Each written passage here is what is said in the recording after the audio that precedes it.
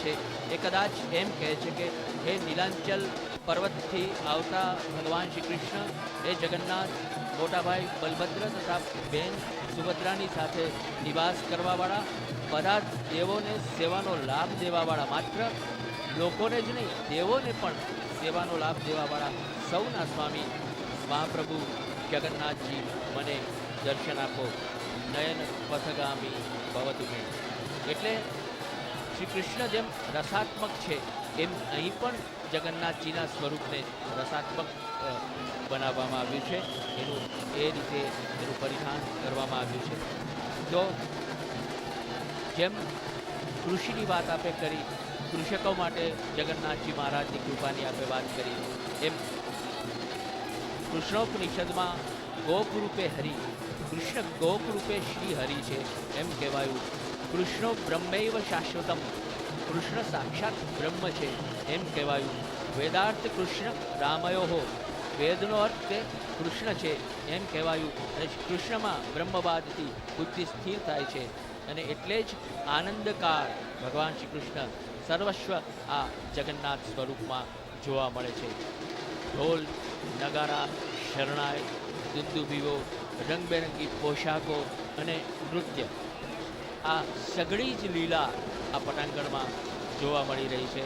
ત્યારે જાણે જયતિ તેદિકમ જન્મના વ્રજ શયતેન્દિરા શશ્વદત્તહી દૈત દૃશ્યતામ દીક્ષિતાબકા ત્વયી ધ્રુતા સવ ત્વામ વિચિન્વતે, એમ કહીને ગોપી ગીતનો જયકાર કરતો એ શ્લોક પણ આપણને યાદ આવી જાય.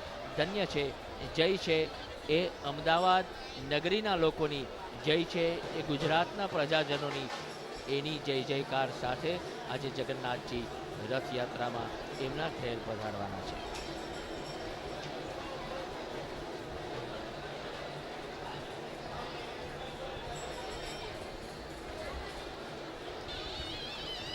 મનુષ્ય જીવનનું બીજું નામ છે ઉત્સવ.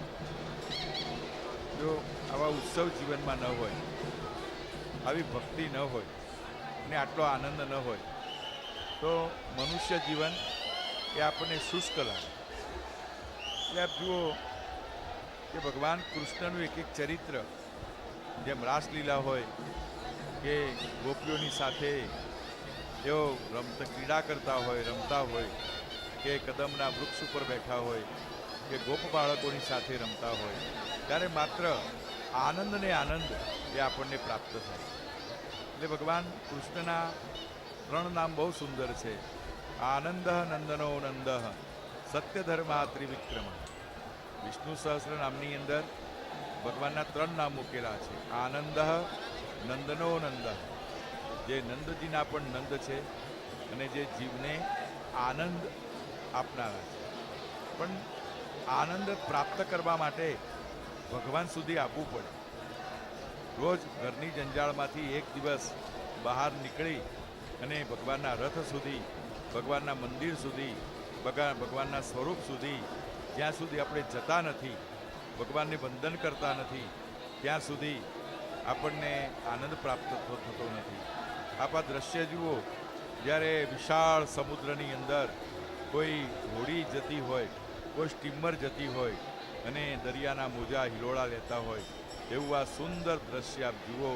આજુબાજુ ભક્તોનું ઘોડાપુર જે લહેરાઈ રહ્યું છે અને એની વચ્ચે ભગવાનના સુંદર રથ. જ્યારે એવું લાગે કે અફાટ સમુદ્રની અંદર કોઈ વહાણ એ નીકળી રહ્યું હોય, શોભી રહ્યું હોય, એવું ભગવાનનું આ દ્રશ્ય. હવે મંદિરની અંદર મૂર્તિની જગ્યાએ અહીંયા છબીની પધરામણી કરવામાં આવશે અને આવનાર ભક્તોને ભગવાનની છબીના દર્શન પ્રાપ્ત થશે. ભગવાનનું આપ મનોહર સ્વરૂપ જુઓ. નામ સંકીર્તનમ યસ્ય સર્વ પાપ પ્રણાશનમ, પ્રણામો દુઃખ શમનમ, તમ નમામી હરિમ પરમ. ભાગવતના શ્લોકમાં લખ્યું, જે મનુષ્ય એક વાર પણ ભગવાન જગન્નાથજીના દર્શન કરે છે,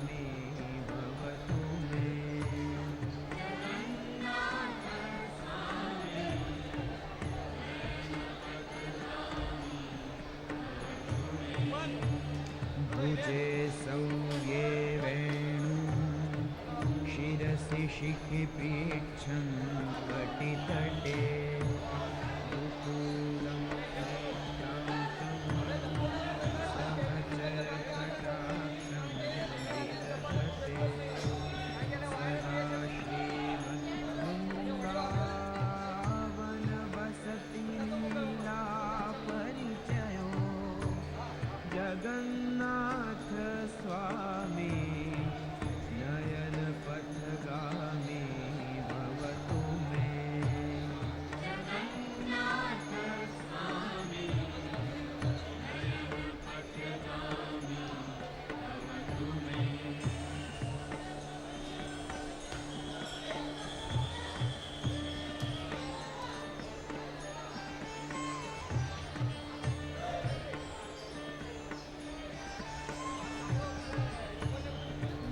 महाम्भोधे स्थिरे कनकरुचिरे नीलशिखरे वसन्त्रासादात्मनः सहजबलभद्रे बलिना सुभद्रामध्यस्थः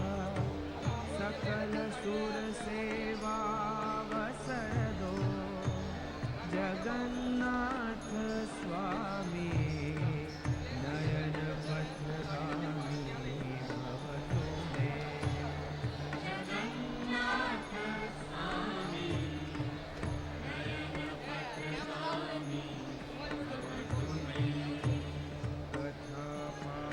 कथापारावारः सजन जलदश्रे निरुचिरो रमावाणी राम स्फुरदमलपद्मे क्षणमुखे सुरेन्द्रैराराध्यः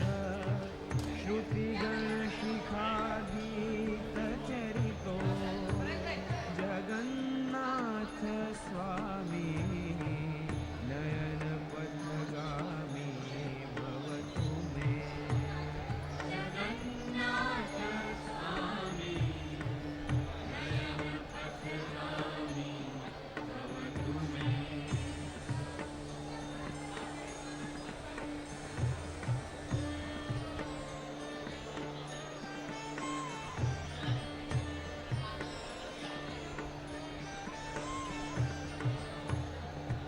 यथारूढो गच्छन् शठिमिलितभूदेवपटले स्तुतिप्रादुर्भावं प्रतिपदमुपाकर्ण्य सदयः दयासिन्धुर्बन्धुः सकलजगतां सिन्धुसुतया जगन्नाथ स्वामी नयन पथगामी भवतु मे जगन्नाथ स्वामी नयन पथगामी भवतु मे परब्रह्मापीडः कुवलयदलोत्फुल्लनयनो निवासी नीलाद्रौ निहितचरणोन्नतशिरसि रसानन्दो राधा सरसवपुरालिङ्गनसुखो जगन्नाथ स्वामी नयन पथगामी भवतु मे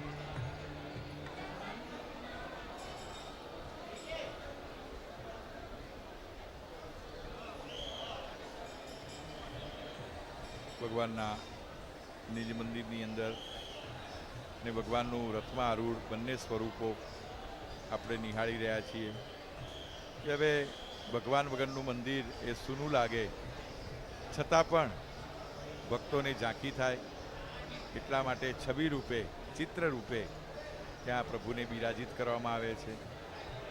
ભગવાનનું આ મનોહર સ્વરૂપ એના વિશે એમ લખ્યું છે કે જેનું સંકીર્તન જેનું નામ સ્મરણ, જેના દર્શન એ મનુષ્ય જીવનને કૃતાર્થ કરનારા.